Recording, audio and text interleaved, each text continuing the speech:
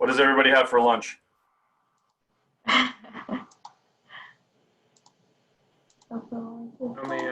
only brought coffee for now. I got the Italian job, 7-Eleven's finest sandwich. Oh my gosh.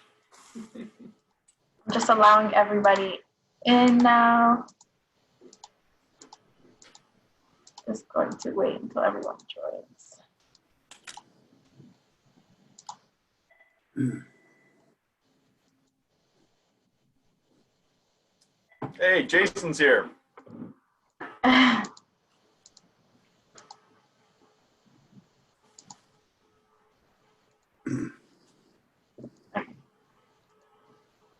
Hello, folks.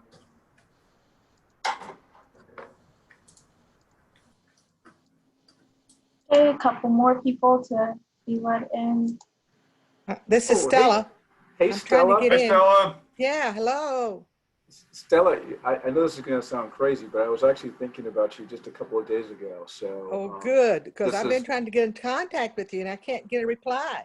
You have? I apologize. I don't know why. We'll have to figure that out. Yeah. Stella, where are you reaching out to? They sent it to your info thing with the county government, the email.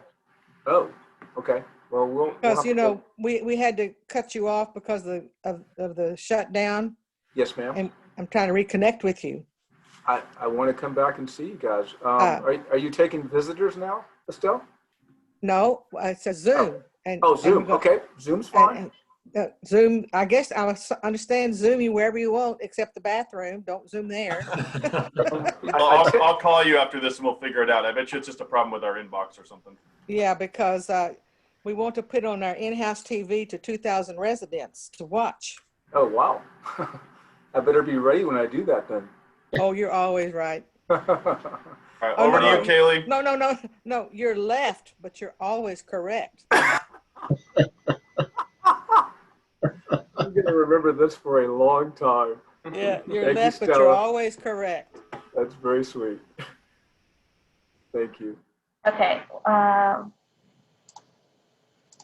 think that's about everyone that's going to join us. Jim, it's also Okay. good to see you, Jim Dyke. I see a few other folks I haven't seen in a long time, so this is awesome. Are you seeing me, Rodney? Earl, I do now. I do. All right, How are you? very How are good. you doing? Well, I'm busy keeping Stella straight. I don't know about that. That might be I real know hard her. to do. I know it better than you do. Okay. Okay, everyone. Can everyone hear me okay? Yeah. Okay, perfect. So welcome to our first ever virtual lunch. Thank you for spending your lunch hour with us. This will be super casual.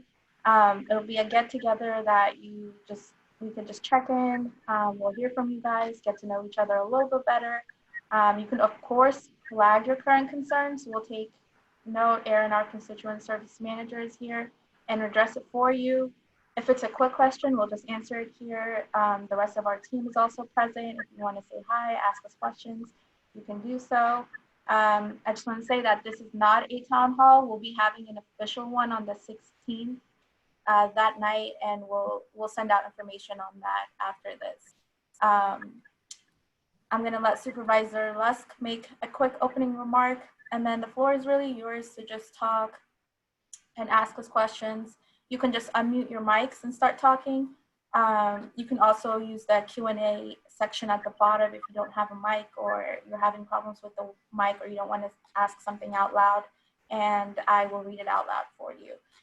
This will be recorded and available for anyone with the link that you use to access this, to access it at a later time.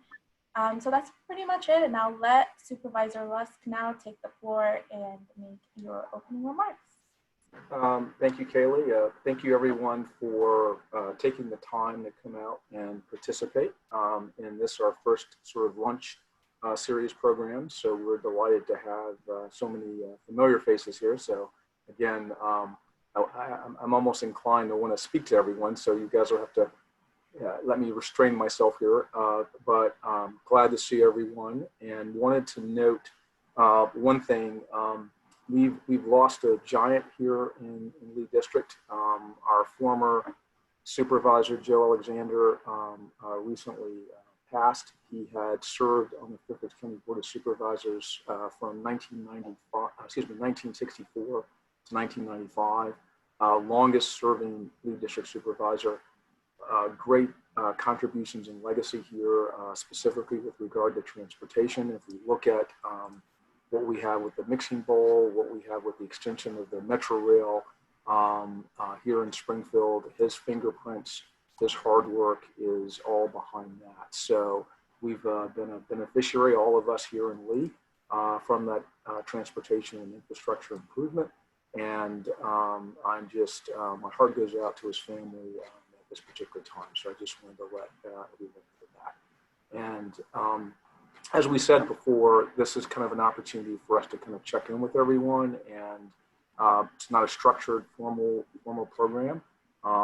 If there are issues, we do want to hear those, but any thoughts about what's happening in the county, any issues around COVID-19, certainly would love to hear that. And then if I'll be happy to take some questions too later, but just want to give you the opportunity to use this this time to share your thoughts. So thank you very much.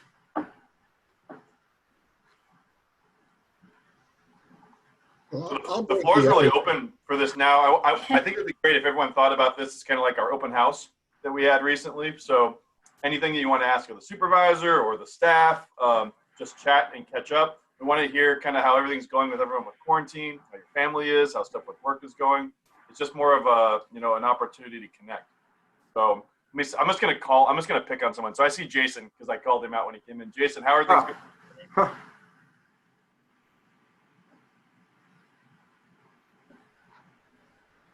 I think you're on mute. Sorry, moving things between screens. It's can't get to the unmute.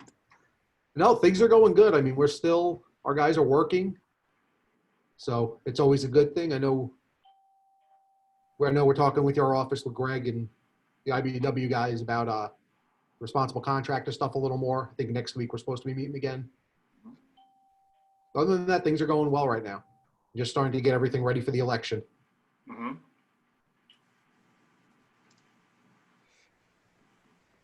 That's great. Who else do I see that I can pick on? Stephen, we talked to you yesterday. Lisa, we talked to you the other day. Sonia, how are you? It's been like a week since we heard from you.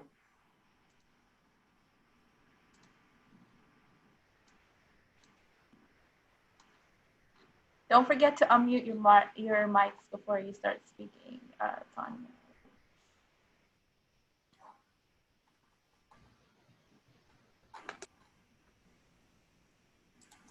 Now? Yeah, we hear you. Yeah, we can hear you now. I'm fine, thank you. How are you? We're fantastic. How are things over there? It looks like you got a lot going on in the background. Yes, my project that's going on during COVID-19.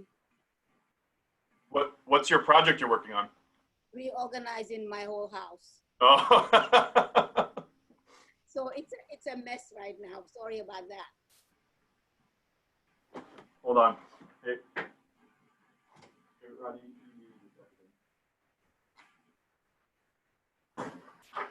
I'll say this, Sonia. When you said we, I'm assuming that means your husband is reorganizing a lot of your house too.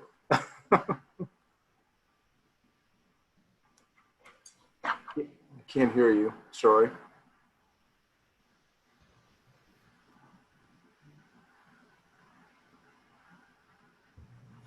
This is Jim Dyke. Could I? Sure, Jim. You can hop in here as well. Okay. Well, it's good to see you, Rodney. I'm so proud of the fact that you're holding that seat now. And the last time you and I were together in a crowd this large, I think was Mark Warner's pig roast. It was. It was a lot of fun there too. That was one of those pre-COVID events. We haven't seen one like that in a while. So I know. Hopefully we'll be back to it before too long. But one thing I did want to at least plant a seed with you. Yes. Because of some things that have been going on at the national level, there's been a lot of discussion about affordable housing and people moving into various neighborhoods and what have you. Yeah. And so the folks over at McGuire Woods and myself, our land use folks, are working at some interesting steps we think Fairfax might want to focus in on how to address the whole issue of affordable housing and making sure that we have a fully diverse housing community where people realize that they should have access to any housing they can afford. And just wanted to plant that seed with you. We'll be getting back with you down the road to share some ideas and thoughts with you, and in the hope that you might be willing to work with us to see how we can move that agenda forward. Yeah, I think you're pretty aware that affordable housing was one of the pillars of my campaign, and I've been working very, very diligently since getting onto the board and trying to address that issue. I will say we were on a trajectory with regard to the penny for affordable housing, which unfortunately we had to take out of the budget. It was clearly delineated for that purpose, and unfortunately with COVID-19 threw a little monkey wrench in the budget. What we've been doing though, Jim, which I think you might appreciate, is looking for ways to kind of change some of the zoning restrictions and requirements so we can kind of encourage affordable housing. We've also been very aggressive on this point about how do we look to co-locate affordable housing with public projects. So thinking about schools, libraries, police stations, fire stations. We see a natural way to kind of link those things together, and we are advocating very vociferously on that point. And then the last thing that we've done, which I think is kind of positive and lead, is we've had 2 projects that we've just recently approved. The first is a former stormwater management pond. I think, imagine this, VDOT owns a pond that's just off of South Van Dorn Street, and we were able to acquire that pond, make it an underwater or underground stormwater utility feature, and to build, which we're about to do, a 200-unit affordable housing development for seniors. So we are looking, I mean, I'll be clear in saying this, we're looking and scouring all through Lee to see if there are other opportunities to do that, and then how to reposition even public facilities that we are not using to their fullest potential, figuring out how to do that as well. But I'll say this, I'm open to hear any other suggestions, any other thoughts, and would love to partner with you and the team on that. So thank you. Great, thank you. Look forward to it. May I follow up on that? Yes, ma'am. I'm Carol Allen. I'm in Brooklyn Bush Hill. Rodney, it's good to see you again. Great to see you. I have tried to reach out to your office several times over the last few months via email and voicemail, and have disappointingly never had a call back. Well, I'm not sure why that's happened. I apologize if there's an issue. I know that we've been kind of, not to say closed, but we've had some issues obviously with this COVID situation. But one of the things that is on my list, and one of the things I wanted, is to find out who the contact should be, because we work very closely with Jeff McKay's office and the developers and other county staff with respect to the Oakwood Piedmont property for affordable senior living. And because Jeff set up a task force, and I was involved with the residents, and we're hearing rumors that basically it's not going to be developed as senior living. It will only be 20% senior and the rest market rate. I don't know where the rumors are coming from. I did reach out to Jeff's office, and they said they hadn't heard that. And if they were going to make changes like that, it would have to go through the zoning process again. So that's one of the items on my topics on my agenda. I can follow up. You don't have to discuss it here, but I would like some input on that. Yeah, I can give you an answer. The whole Oakwood Van Dorn situation. Yeah, I can give you an answer now. So that project we did approve at the board, and it was approved for senior housing. So exactly the case. It's not going to be used for anything other than senior housing unless it were to come back to the board and then be reapproved for something else. I have not heard anything specific on any changes. The organization that actually is the developer of that is APA, the Arlington Partnership for Affordable Housing. Right. They've built affordable housing all through Arlington, and now they're looking to extend out into other parts of the region. And we're the first location outside of Arlington to receive one of their projects, and I had the pleasure of working with the president and the vice president for construction and development, and they are top notch. So we have not heard anything to that extent in terms of changing the mix. It will be residential for those who are over 55 years of age, and it will be affordable. So if they wanted to do something other than what they discussed with us over several meetings, over several months, then it would have to go back through the process and be reapproved at the planning and board of supervisors level? yeah, you'd have to amend the approval for that. And I'd say that would require another public process. So in essence, we would just basically redo what was done in the original iteration. So that means the community would be re-engaged to get their feedback and their input to make a final decision. So again, I've not heard about that. So I would say at this point, I wouldn't worry so much. If there is something that's going to be proposed for a change, I'll come back to your community and we'll certainly re-engage you in that conversation. Hey, Carol, I've just searched our inbox for your name and it doesn't seem like anything's gone through. I'm sure you've sent it. What we've had some issues with, it seems like with the county is, I think Lisa and I had this too, filters were catching people's things, especially if they're sending it from like an HOA account or some sort of organization account. So I've just chatted you my direct email address. So reach out to me and we'll follow up, but I can't find you in our inbox. Well, I think my message to, I sent an email to Rodney, but I think to you and two other people on the staff, I left voicemail messages back in May. Okay, all right, well, I've sent you the email address there. So, okay, I appreciate that, thank you. Yeah, also we were accessing the voicemail remotely and there were some challenges with it when the office was closed, but we're here now. Thank you for the contact information. Of course. Sure, thank you.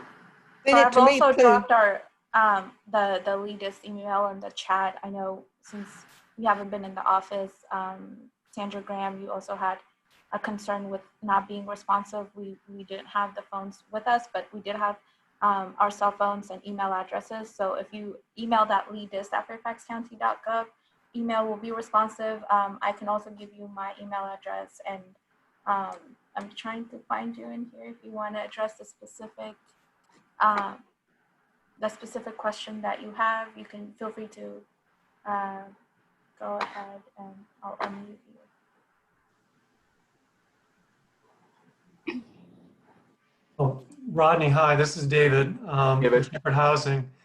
I'd just like to add on to what Mr. Dyke talked about and Carol. I just also want to mention that Chairman McKay is putting together a task force to look at the preservation of affordable housing. And I know that's going to be starting soon, but it's going to be looking at really not necessarily maintaining the current stock of affordable housing, but making sure that there's no net loss of that affordable housing, meaning that it could be replaced with better and higher quality affordable housing. And that's really what the goal of that task force is looking at. And I know that Tom Fleetwood, the head of housing, will be involved in that, obviously, and looking to really lead that task force. And that's obviously going to have a big impact along Richmond Highway, where there's a lot of redevelopment happening, and there's quite a lot of affordable housing at risk of being lost. I'll also mention that for Good Shepherd Housing, we just did the ribbon cutting event in August on our 41st unit in Colchester town in the Lee District. Lisa Sales, who's on my board, she was with us. It was a great event. We are the largest single owner in Colchester town. That's a 200 unit multifamily residential development. And so we're real excited about it. I think what we're trying to do is, through our affordable housing, is to make sure that we can make an investment in the community to try to really create more opportunities in the community, which in turn really support our residents and help them to move to greater housing stability and self-sufficiency. These neighborhoods, it's really important to get those opportunities in there, whether they're educational, employment, other types of opportunities. that can help to really lift up the communities themselves. And we feel that through our housing investments, we can lead there. And we are the largest owner there. And we are, we participate on the HOA and the other councils in Colchester. We feel that we can really lead in changing that community around and helping to improve it. So, we really enjoy working with Rodney's office. Deborah and Matt have been terrific in helping to create the conversations with the community around how to help to improve it. So thank you for that too. No, thank you for making those points. I mean, I'll say this. I mean, we've got some challenges along the corridor, and we don't have like real quick and easy fixes. But if you think about preservation, if you're not preserving the housing stock that you have, you're creating some significant problems down the line. What we've been sort of focused on is trying to do production of affordable housing, which we've been woefully inadequate in meeting the needs that exist here in Fairfax. But if you think about a 200-unit apartment complex that's market rate affordable, if that converts, then automatically you've lost 200 affordable units in your district, in your community. And this could be replicated all over the district and all over the county. So on this preservation point, I also got really concerned about our mobile home parks. And we have two large ones here in Lee. One is called Audubon, that has over 700 units. The second one is Harmony Place, which has about 70 units. And I realized that there's a sort of a disconnect between the sort of the preservation of affordable housing as it relates to like apartment buildings and others, and mobile homes. And what we've asked the county to do, and they've agreed, is to include those mobile home units in our definition of preservable units, so that we have no net loss for the folks who live there. Because what we've seen, and this is just something that drives me insane, the private equity firms are now going and acquiring mobile home parks at an alarming rate. So you have firms like the Carlyle Group, very well regarded and respected private equity firm. Berkshire Hathaway, same. They'll go in, they'll acquire that mobile home park, and they'll basically jack up the lot rent. So right now, the lot rent could be, say, $1,000 a month, which I think is a tremendous amount of money to pay for a parking space, essentially. And they would say, we'll make that now $1,200, $1,300 a month. And if the resident can't afford it, then they basically evict them. And then someone else comes and pays it. So the asset then shows a profit. I mean, think about this. You can turn and show a 30% or higher profit margin on some of these assets. And that's what we've got to be mindful of, and doing what we can to protect and preserve. And on the no net loss point, which I think if everyone doesn't quite understand that, if you have 100 affordable units today, and there are 100 people plus who live in those units, you want to give the option for those folks to be able to move into another affordable unit, or to move into a new development that would be created as a result of a redevelopment. And I think that's an important thing for us to also be doing here in Fairfax County. So thank you for those comments, David. Could I say something real quick? Sure. So if I can just chime in on about the trailer parks. There are 5 trailer parks in Fairfax County, and 4 of those are located on Richmond Highway. And some of them are in better condition than others. I've been through them all. Yes. And I think, some of them just really bother me. It's an embarrassment to me that they are in our community. And I just don't think we're doing anyone a favor by perpetuating them. And sometimes I really feel bad about the people that feel like they have an investment there. I'm just not sure we're doing anybody a favor to have them invest in a mobile home. Now, I know everyone needs housing. I think the work David is doing is just remarkable. I just applaud him for that work. But I hope that we can look at some, serious, good solutions and not just perpetuate an existing situation because that's what we have. Yeah. When I say preserve, I'm not saying necessarily preserve them in the configuration and in the manner that they are today. I think you're exactly right, Holly. There are a number of these places that are just they're horrible. However, there are people who make decisions about where they want to live, and they decide to purchase these types of units. And I will say, from a cost standpoint, a trailer or a mobile home tends to be a more affordable option for folks who have limited means.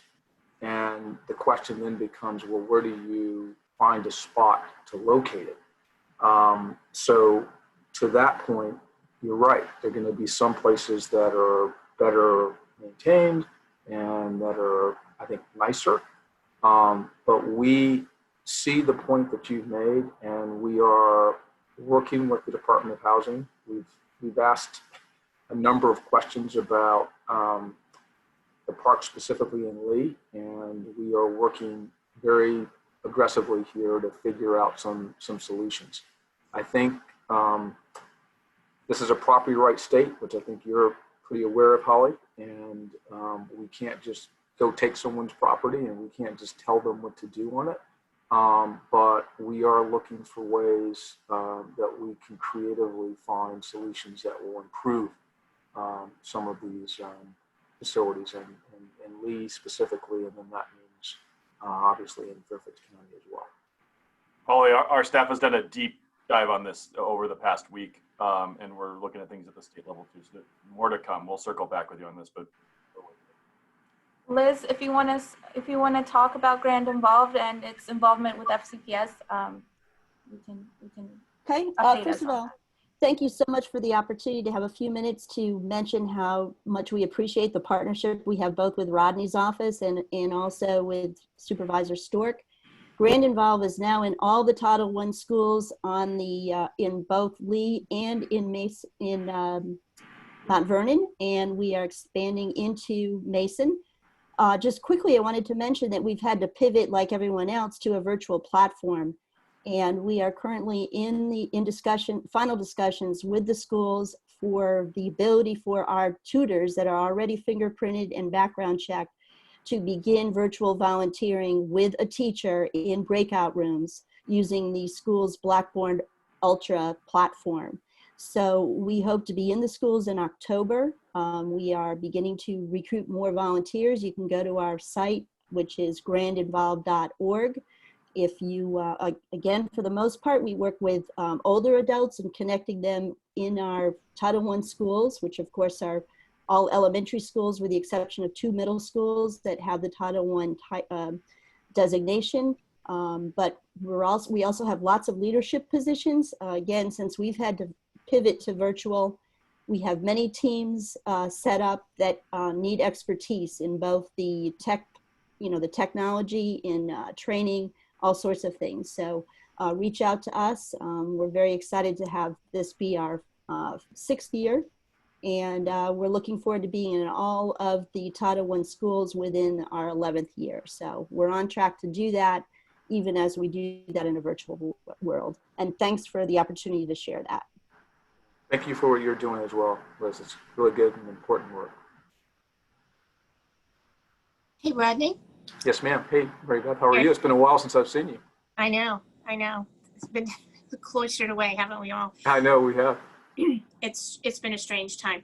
I just wanted to go back to housing quickly Sure. and thank you for what you're doing. And I'm not sure if Jim Dyke is still on, but keep us informed of what our association can help do in that regard, so that we're involved in that.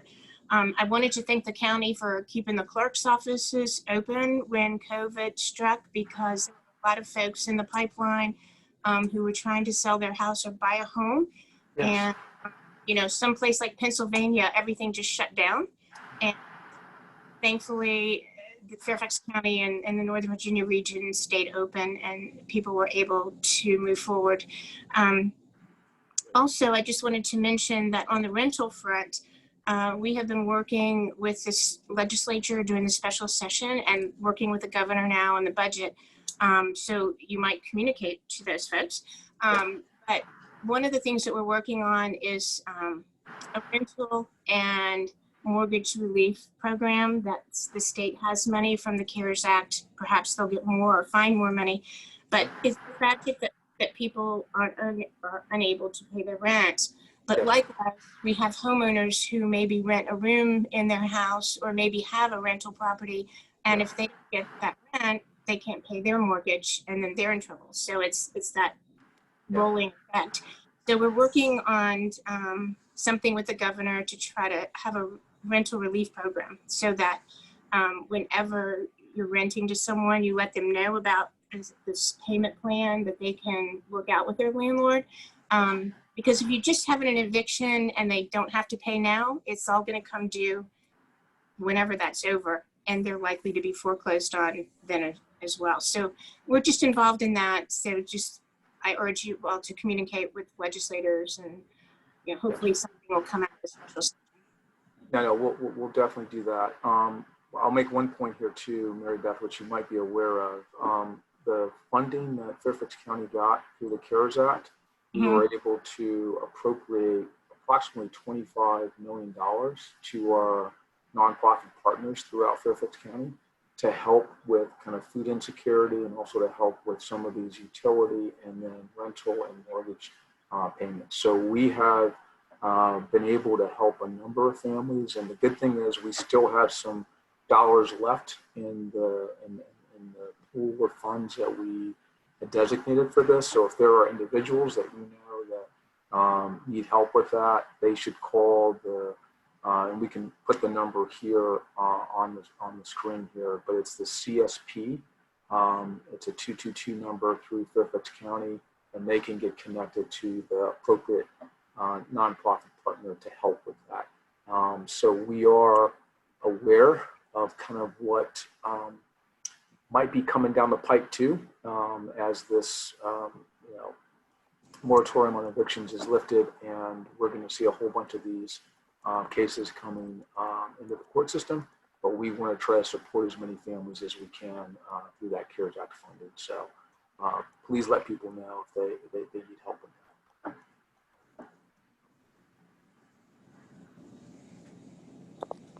It looks like the CSP number just got put on the chat as well.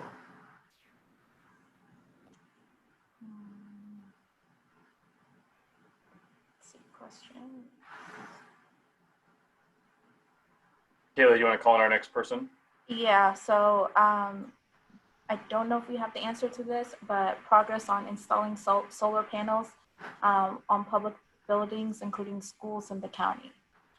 So the county did. Get back to you.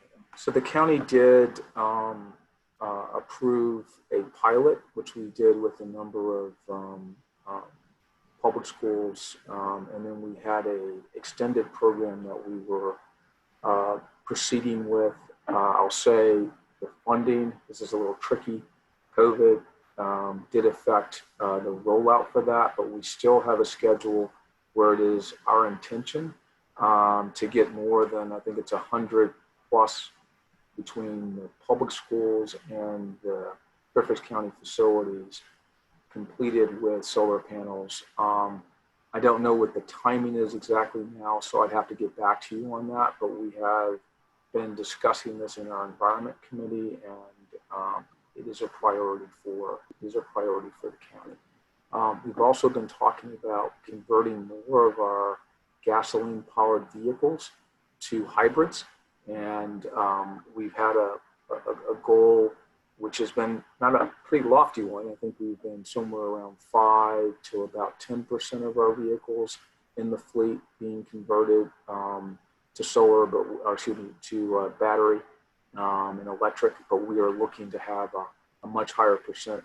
The goal is to get to about 50% of the replacement vehicles to be electric vehicles. here in the future. So we'll see in the next budget cycle, and I'll be honest in saying everything is contingent on where the county is from the standpoint of revenues that we have coming in, and then looking at our expenditures.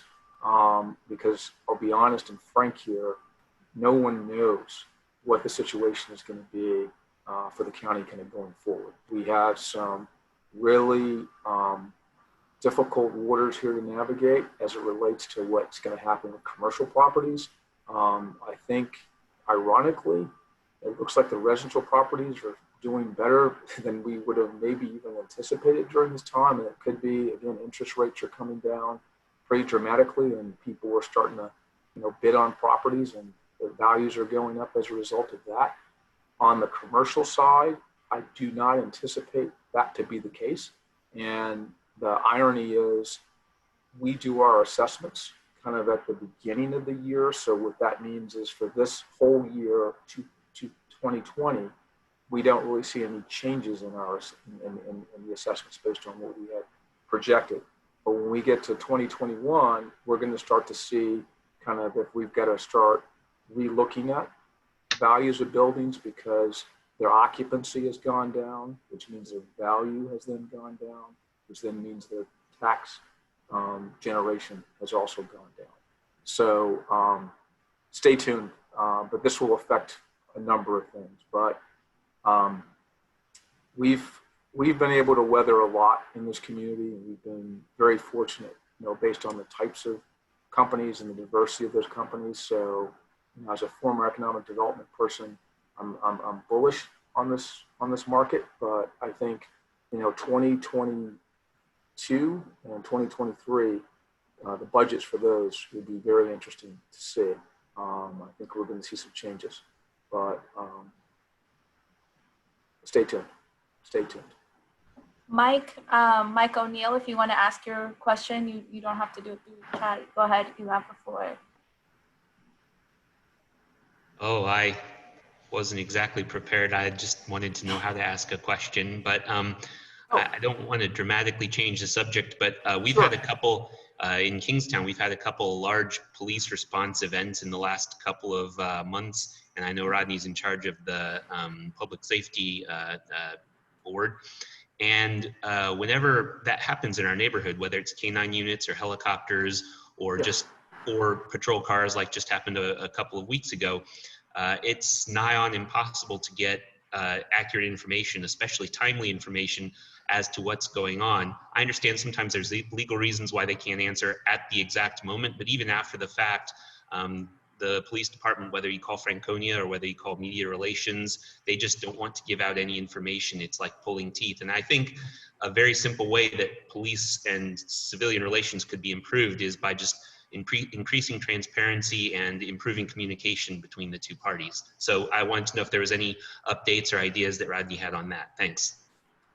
Yeah, I'll say this, the police reform issue is one that it almost like COVID kind of came out of nowhere. I mean, I was asked to be the chair of the Public Safety Committee, and I was delighted to serve in this role. And I thought for me personally, since that was the area that I knew the least in Fairfax County, I mean, I had not worked personally in either fire or police. I'd worked in human services, economic development, worked for a couple of members of the Board of Supervisors, and gotten exposure to a whole bunch of different departments in the county, but had not done anything directly connected with police or fire. And assuming this role, at the time that I did, it was, going to be an opportunity for me to kind of learn more about it. But I'll tell you, it's been an induction by fire. I've had to crank it up here, and I will say that the first thing that we recognized is this issue of transparency and accountability, kind of on both sides of it. So I think you're right, Mike, there are things that the police department can do differently, and we've been helping them sort of think through kind of sharing of information and data. I mean, this whole, it's kind of a shocker that, we've had to ask for the pieces of information that they have available. They just haven't made them publicly available. And we've gotten to a place now where we've had the county develop a website, and on that website, we've got a repository for, all the data as it relates to traffic incidents by race and ethnicity, looking at the SROs, the school resource officer data, looking at use of force data, and we've kind of put that in one place to make it easier for people to access. And then to your point too, Michael, is we've put together, with the help of hundreds of people, a matrix that has questions, suggestions, and ideas for how we can make changes to our police department to really increase the trust and the transparency. And we're working through that right now. So I'll say this is a process where we have been reaching out to different members in the community. So the advocates, the residents, the police. I mean, this is a fascinating point. We're actually talking to the police directly about their ability to help us solve some of the problems that we see today. And surprisingly, in some cases, they've been like, oh, we're surprised that you are coming to us. And it's like, well, you are part of the solution because you're the ones who are doing the enforcement. You're the ones that are out in the community. So we've got some more work to do. We have a meeting coming up on September 22nd, the Board of Supervisors Public Safety meeting. So if you're interested, you could certainly check it out or look at it on video on demand. But we'll be talking about some of the changes in the Commonwealth Attorney's Office. We'll also be talking about some of the legislative changes that are happening at the state level that could impact what we're trying to do here in our police reform in Fairfax County. So stay tuned for that. And then really back to the point that you've made is that we are continuing to talk with Chief Rossler, who's our police chief here in Fairfax, and Dave Rohr, who is our Deputy County Executive for Public Safety, to really go through this matrix and really address these issues, and communication is one, both internal to the police department as well as external to the police department. Rodney, I've dropped the announcement video for the website into the chat for everyone. So anybody who wants to go there, check that out to get more information, that's there for you. Okay, thank you. Mr. O'Neill, this is Aaron Campbell with Supervisor Lusk office as well. If you have a question about a certain incident and you're not able to get it from the police at that moment, you're always welcome to email us, and I'll be happy to speak with them and see if we can get more information for you. I'm happy to do that, so just let me know.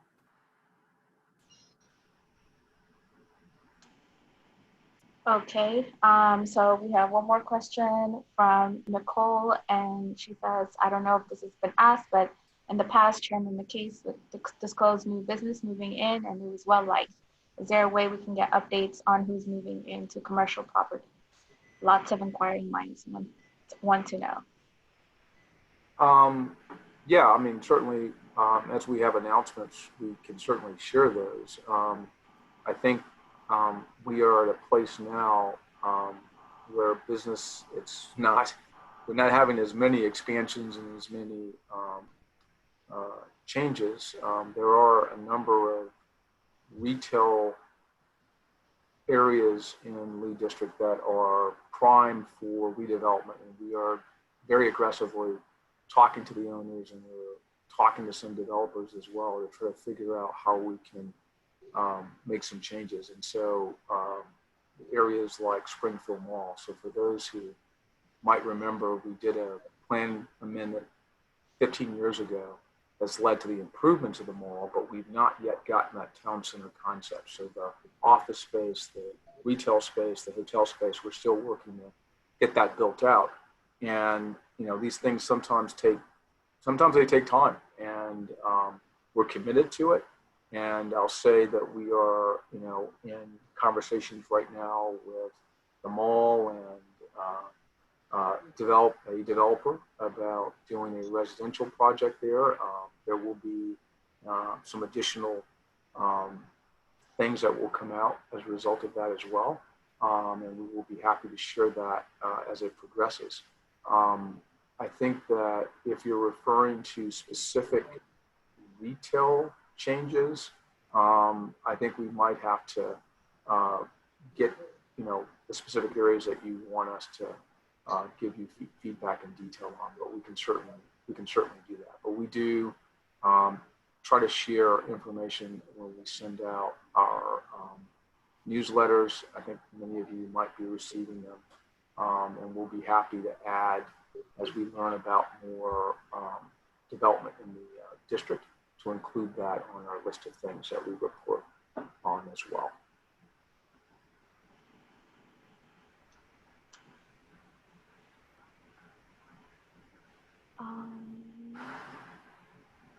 I can summarize a question I think Kaylee's trying to read right now because Lisa sent us a doozy. Rodney, can you talk a little bit about the rumors that are circulating with the Commonwealth's attorney and the misdemeanor placement, and then where we are in that process, which it's going to be difficult. Yeah. We have meetings about this as recently as Lisa, but we can talk about what we can. Yeah, I think this is so I have one coming up with him too. No, that's good. So Steve Toscano was very specific when he ran for Commonwealth Attorney, talking about the changes that he would make. He actually had a manifesto that listed specific things he would do differently, and he has been clear on this, so it's not a surprise, right? So, but what he's basically articulated is that for his office to prosecute all of the different types of cases that are coming into the court, he doesn't have enough staff to reasonably do that.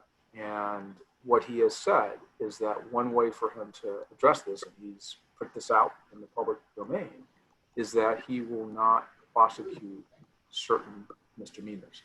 And we are asking him, as I mentioned earlier, he'll be coming to the Public Safety Committee on September 22nd. He's going to report to the board on what misdemeanors so I should be careful in saying this, groups of misdemeanors that he will be not prosecuting.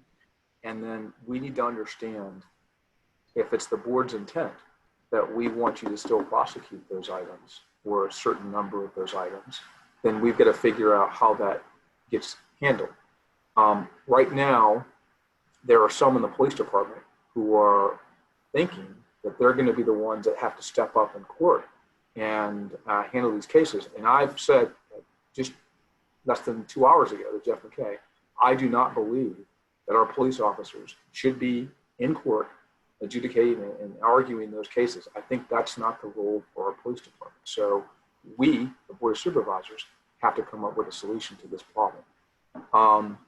But I think the first step is to understand kind of what's the specifics in terms of which types of cases he wants to take off. And I'd say in the traffic court, so traffic cases are more than 50% of all the cases that they're handling in the Commonwealth Attorney's Office. And I would agree with him on some of those. I don't think you need to have an attorney in court representing those. But, and I said this to Jeff this morning, I think, Lisa, I agree with you, and you're going to probably agree with me on domestic violence. For the misdemeanor cases around those, I think we do not have those get prosecuted. Someone is going to have to prosecute those cases. So we've got some work to do on this. And I think what this indicates, and this is kind of a fascinating point, because you say, well, in the previous Commonwealth Attorney or the one before that, they were able to handle these cases. But I think it's a question of to what degree are you engaged in dealing with these cases. And if you are just trying to plea out every single one and to just do that as quickly and as expeditiously as possible, that might not be the best kind of answer for the victims and others who are impacted by these types of cases. So personally, I appreciate what he's done in terms of saying, I've looked at the office, I've looked at the numbers, and I'm seeing that we have a problem and we've got to try to fix it. So as a member of the board, it's my responsibility to work with him to understand, what the numbers are, and then to decide what is the pathway forward. And it sounds like there's a funding shortage too, and particularly because of the body-worn cameras effort, there's going to be a real drain on staff time because somebody has to review all those tapes too. But the thing that concerns me as well is that if someone's sexually assaulted, oftentimes that ends up getting pled out to not domestic violence necessarily, but a misdemeanor. And so you have somebody's crime already getting reduced from maybe a felony to a misdemeanor, and then we're not going to prosecute. I mean, I'm sure that's subject to review, but I just want to put it out there. Because we don't want bad actors and violent recidivists, know their wives and girlfriends. Believe me, Lisa, as a father of 2 daughters, I am immensely concerned about this, and we will be diligent in making sure we do the right thing. I think you're right on the body-worn cameras. They will add the need for additional staff, but the issue that we're talking about is greater on this question of the misdemeanors and other cases that he needs support with. So we're going to have to figure out how we address both the body-worn cameras, and I think they're 2 separate issues in terms of the staff for them versus the staff to handle the other cases that are before the court today. And then the last point I'll make on body-worn cameras is I agree with you in that what is the point of having a camera if we don't have people looking and seeing what's happening on that footage? So I have been really specific about trying to get the county to think about using technology as a way for us to see. So not having a human person actually look at the video, but having an algorithm and using software. So if there are detections, a person raises their voice over a certain decibel level, person's touching a resident for some extended period of time, then they can go straight to that footage and then have someone take a quick look at it and see if there's something that we need to be paying attention to there. Because right now, even with the officers who have to also be looking at this body-worn footage, they're not looking at every hour, and they can't. So they're selecting and just randomly going through some of that footage and then determining if there's an issue. And then there's a cost associated with that software too, like robotic process automation or. Yeah, but I think it's going to be less than having a whole bunch of bodies. So the question is, which is the more efficient approach, and how do we kind of integrate both, kind of having physical people looking at it and then having technology helping us review and look at it as well. So balance. Thank you for that. Yes, ma'am. And Lisa, I just want you to just to be clear, because I know there was some confusing media reporting on this that we didn't get to in your question, but the point at which the misdemeanor prosecution would be handed off to the police officers, or at least the court appearance side of it, we haven't got there yet. So that's not actually happening. And then on the reporting on the animal cruelty stuff, the Commonwealth's attorney, 99% of animal cruelty cases, they weren't prosecuting anyway. Almost all of those are referred to the Justice Department. So even though there was this big headline, Fairfax County to no longer prosecute animal cruelty cases, we weren't really doing it anyway. The Justice Department does that. Okay, so we have about 4 minutes left. See someone raising their hand. Sana, I've unmuted you, so you can go ahead and speak. Sana, are you here? Okay. So we have about 4 minutes left. If anybody wants to say hi,